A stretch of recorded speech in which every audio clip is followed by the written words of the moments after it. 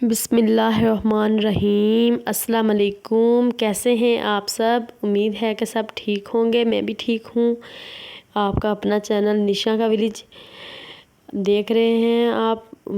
یہاں پہ میں جو ہے وہ بنایا ہے اچار گوشت کی ریسپی، جو کہ میں آپ کے ساتھ مکمل شیئر کروں گی۔ آپ نے مجھے ضرور بتانا ہے کہ آپ کو میری یہ ریسپی کیسی لگی ہے، اور میں اپنے چینل کے بارے میں بھی بتاتی چلوں۔ میرا پہلے والا چینل جو ہے وہ ڈیلیٹ ہو گیا ہے، جس کی وجہ سے اب یہ مجھے نیا بنانا پڑا ہے، جس کی وجہ سے ابھی اس میں صرف تھوڑی سی ویڈیو اپلوڈ کر رہی ہوں ایک ایک کر کے۔ تو آپ لوگوں نے ضرور سپورٹ کرنا ہے۔ یہ جو ہے میرے اچار گوشت کی فائنل لک ہے، اس کو میں کور کر کے رکھنے لگی ہوں۔ آگے آپ لوگوں کو میں اپنی یہ مکمل ریسپی دیتی ہوں۔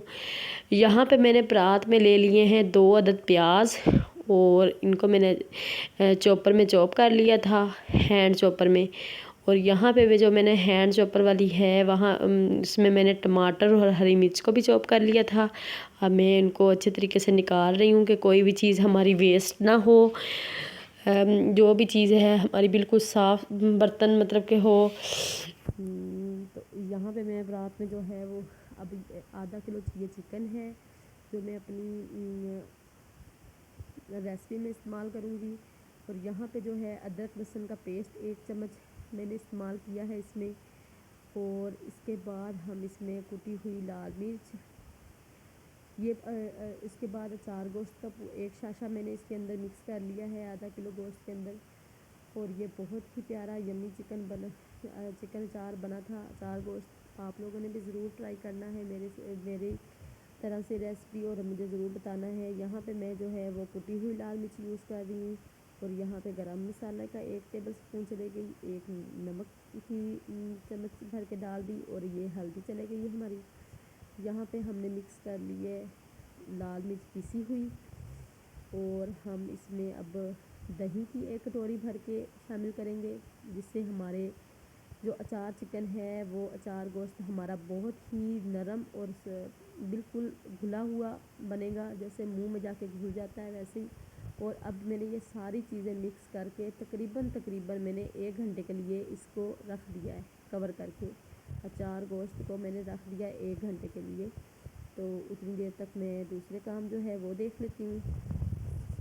تو یہاں پہ جو میں اچھے طریقے سے اس کو مکس کر کے، تاکہ اندر تک گوشت کے اندر تک مسالہ جو ہے وہ جذب ہو جائے، اور تھوڑا سا مطلب کہ اس کی مکسنگ اچھی طریقے سے ہو جائے، اور اس کو ریسٹ دے کے تو پھر ہم اس کو انشاءاللہ تیار کرتے ہیں۔ یہاں پہ ہم نے چولہا جو ہے وہ جلا لیا تھا، اور یہاں پہ ہم نے رکھ لی تھی چولہے کے اوپر کڑاہی میں ہم نے ڈال دیا تھا چکن والا مکسچر، اور یہاں پہ ہم جو ہیں اس کو کر رہے ہیں بھنائی۔ اور یہاں پہ میں آپ کو بتاتی چلوں کہ ہم نے ریسپی میں ابھی تک یہاں پہ گھی نہیں شامل کیا، جب تک ہماری اچھی طریقے سے مسالہ جو ہے وہ خشک نہیں ہو جاتا، پانی نہیں ڈرائی ہو جاتا دہی کا جو پانی ہے، ظاہری بات ہے دہی بھی تو پھر پانی بن گئی نا۔ تو جب تک وہ جذب نہ ہو جائے اس وقت تک ہم نے گھی نہیں ڈالنا۔ اینڈ پہ ہم نے اس کو جب دیکھنا ہے کہ اب یہ اس کا بالکل اچھے طریقے سے پانی خشک ہو گیا، تو پھر ہم نے 1 چمچ بھر کے اس میں ہم نے گھی کا ڈال دینا ہے۔ تو یہاں پہ جو ہے وہ اچھے طریقے سے بنائی ہو رہی ہے۔ آپ کو اگر دکھ رہا ہو، کوشش تو کر رہے ہیں کہ آپ کو اچھے طریقے سے ہم دکھا سکیں۔ تو وہ جو بھاپ نکلتی ہے اس کی وجہ سے بلر بھی ہو جاتا ہے۔ تو یہاں پہ جو ہے ہمارا یہ میں نے گھی اس میں شامل کر دیا ہے۔ گھی جو ہے وہ میں نے شامل کر کے اس کو اچھی طریقے سے 10 سے 15 منٹ کے لیے ہم بھون لیں گے اس کو۔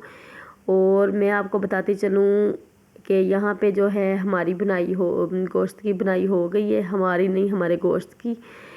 تو یہاں پہ اب ہماری اچار والی ہانڈی تیار ہو گئی ہے ماشاءاللہ سے۔ بسم اللہ بسم اللہ۔